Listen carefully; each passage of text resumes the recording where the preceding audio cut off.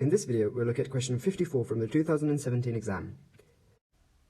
So this question is about the ball bouncing off the floor, and we are given its graph of acceleration against time, in which we can see that when it's up in the air, its acceleration is negative 10 meters per second. That means gravitational acceleration acting downwards, and every time it hits the floor, it gets a spike in acceleration, positive acceleration in a negligible amount of time.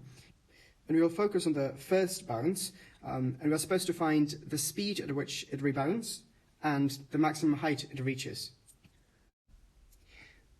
The single hardest thing about this question is to know where to start. But luckily, we don't have much information to work with. We only really have acceleration and time. And one of the things we are supposed to find is the height. So we have a distance, an acceleration, and a time. So one of our Suvat equations could help us with that.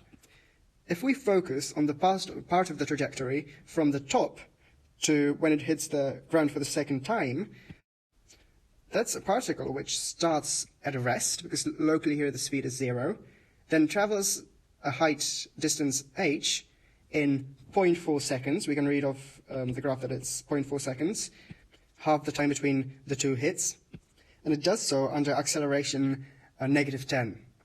That allows us to plug in the numbers. Note that I ignored the initial speed term, ut, because our initial speed is 0.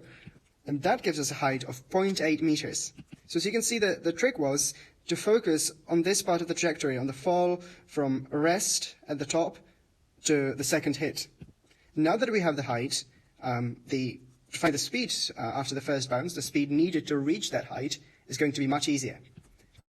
And to help us with this second part, we'll recall a second Suvat equation, this time the one which doesn't have time in it, which tells us that the final speed is the initial speed minus 2as. So our acceleration is negative 10, s is the height, 0.8 meters.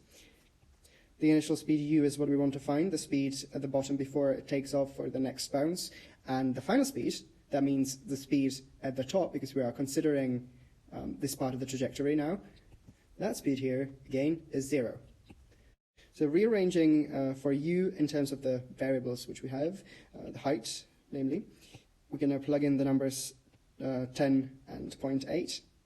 That will give us a speed of 4 meters per second, which in the exam, the combination of these two results, 0.8 meters for the height and 4 meters per second for the speed immediately after the first bounce, or the first hit of the floor, that was option A.